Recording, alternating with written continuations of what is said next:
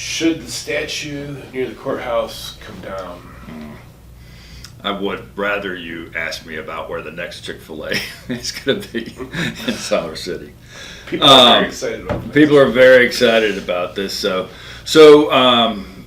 usually I don't get into controversial subjects like this, but the bottom line is yes, the statue should be removed from its current location, and I have an explanation as to why. Not everybody will agree with it, and I'm no authority or anything, but I just have my personal beliefs, and I wanted to share them. So I came here in the '90s as a football coach, and things were so much different in the '90s, and it was right here at Northwood High School. And my first week there coaching, I think I'm doing a good job helping the kids out, and I get called into the office by the athletic director and the principal, and athletic director's riding my ass and said, "Andrews, what the hell's going on?" I'm like, "What do you mean?" And they're like, "We got 11 parents say you're a racist." I'm like, "What the hell? I don't think I'm a racist. How do I got 11 parents?" And then the principal looks at me and he goes, "Yep, 6 black parents, 5 white parents all think you're a racist." He said, "Good job." So, but it's I don't think I realized all the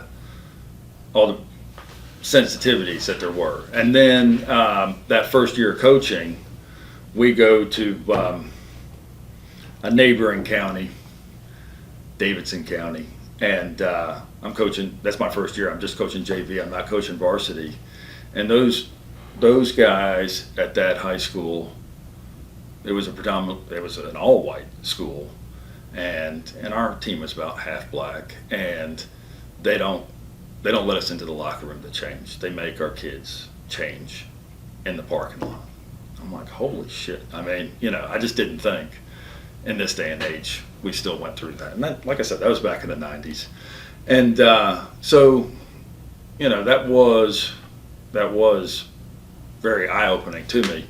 And I've been very fortunate in this county as far as real estate is concerned. I have a lot of African-American clients, and it might be from my coaching days, it might be because of just the friends and affiliations that I have, but for whatever reason, I'm blessed. A lot of African-Americans in this county use me to help them with real estate. And so I have conversations with them about this statue, and they basically say, "We don't give a damn about that statue." There's really, and so the criticism is that it's outsiders. It's a couple people out of Farrington and Governor's Club and a couple hippies out of Carborough that are causing all this hoopla, and it wasn't an issue to the African American community. And I don't think they were the start of this uproar or this controversy, but Pittsboro is our county seat. So, and it is the capital of our county, and the center of Pittsboro is that circle. And in the middle of that circle is that statue. And so this is our axis mundi. This is our focal point of the whole county. And axis mundi is the core center focus of your beliefs and philosophies. And I understand heritage, and I understand people respecting history, and you can't erase history. But when I sell real estate to people and they're at our front door, they are the people that come from other places look at that statue, and it's a Confederate statue. He's armed. He's facing north. He's standing in front of the courthouse door. That there's some powerful symbolism there. So I don't think it should be destroyed, but I definitely believe it needs to be moved. The real estate sales that we have are from outsiders. There are people coming from elsewhere. They're moving here, and that's not to mean that the people that have lived here for a long time shouldn't be honored and respected. But it's a little much for us to take right now, and I do think it going elsewhere would be a good sign.